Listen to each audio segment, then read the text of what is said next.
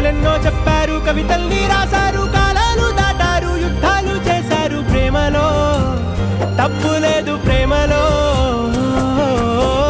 వేల వేల వెన్నెలంత మీద వాలి వెలుగునంత మోయమంటే నేను ఎంత రే.